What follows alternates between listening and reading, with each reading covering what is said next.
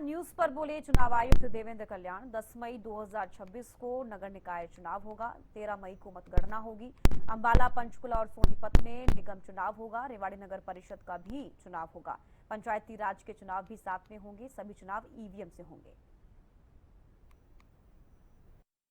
हरियाणा राज्य निर्वाचन आयोग द्वारा आज प्रेस कॉन्फ्रेंस की गई और आज आयोग की तरफ से जो है घोषणा कर दी है, ऐलान कर दिया तारीखों का चुनाव को लेकर। और खास बातचीत करने के लिए हमारे साथ खुद चेयरमैन आयोग के मौजूद हैं, देवेंद्र कल्याण मौजूद हैं। उनसे तमाम बातचीत करते हैं। सर, आज तारीखों का ऐलान किया गया। सबसे पहले तो वो सब जानना चाहेंगे कब कब कौन सी तारीख को कौन से जो है चुनाव होने वाले हैं। सर देखिए, चुनाव जो हमारे हैं म्यूनिसिपल कॉरपोरेशन के हैं, 3 म्यूनिसिपल कॉरपोरेशंस के, 1 कमेटी का है और 3 काउंसिल के हैं। वो इलेक्शंस हमारे 10 मई को ही होंगे, एक ही दिन करेंगे। और 528 जगह हमारे पंचायती राज के जो बाई इलेक्शन होते हैं, किसी भी वजह से पंच, सरपंच, ब्लॉक समिति का मेंबर या जिला परिषद का मेंबर, उसका कहीं वैकेंसी आ जाती है तो वो हम लोग पीरियडिकली बाई इलेक्शन कराते हैं।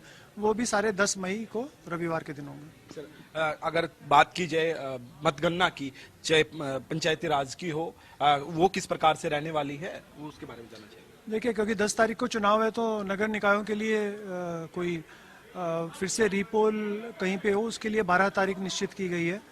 तो नगर निकायों की सारी गिनती 13 तारीख को होगी, 13 मई को, बुधवार का दिन है।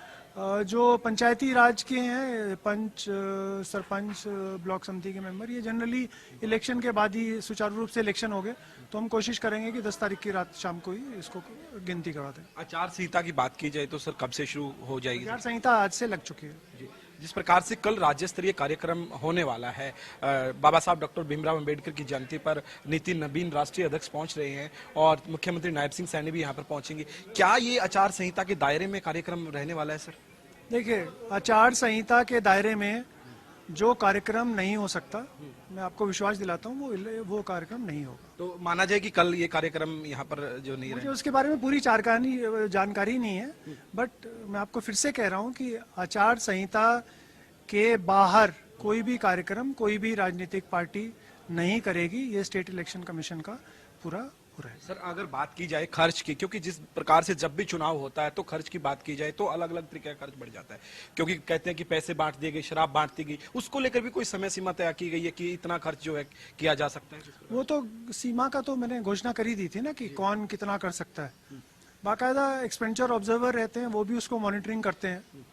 ठीक है, लेकिन देखिए, इसमें सिर्फ प्रशासन नहीं, इसमें हमारे जो वोटर्स हैं, सिटीजन हैं, उनको भी जागरूकता कहीं ना कहीं करनी पड़ेगी तभी, ताकि जो इलेक्शंस हैं इसमें जो भी इलीगल चीज आप कह रहे हैं कि वो होती हैं, वो हमारी सिटीजन्स पार्टिसिपेशन के बिना नहीं हो सकती। तो मैं तो सिटीजन्स को भी ये अनुरोध करूंगा कि हमें इस वोटिंग का जो पर्व है, इसको बिल्कुल जैसे हम एक पूजा करते हैं, जैसे हम प्रार्थना करते हैं, उसी तरह से हमें वोटिंग को बहुत उसी तरह का दर्जा देना चाहिए।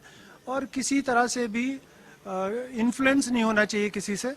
जो आपका मन कहे। पुलिस बल लगाया जाएगा? सर, वो बिल्कुल लगाया जाएगा। ये जिला प्रशासन का काम होता है कि वो जो संवेदनशील बूथ होते हैं उनकी वो चिन्हित कर लेते हैं, और उसके बाद जो भी प्रोटोकॉल एक होता है संवेदनशील बूथों का, उसको स्ट्रिक्टली इम्प्लीमेंट किया जाएगा। सर, आप हरियाणा न्यूज के माध्यम से आमजन को क्या अपील करना चाहेंगे, मतदाताओं को क्या कुछ अपील आपकी तरफ से करना चाहेंगे? सर, मैं सिर्फ यही अपील करना चाहूंगा कि अपने विवेक से वोटिंग कीजिए, और जो भी चुनाव आपके आ रहे हैं उसमें मैक्सिमम परसेंटेज ऑफ वोटिंग रहना चाहिए। मैं तो कहूँ कि हर मतदाता को चाहिए कि अपना वोट का अधिकार वहाँ पे यूज करे, और क्योंकि अल्टीमेटली जिनको वो चुनते हैं वो उनका भविष्य होता है एक तरह से, क्योंकि वो उस गांव में, उस शहर में उनके लिए डेवलपमेंट के काम करते हैं।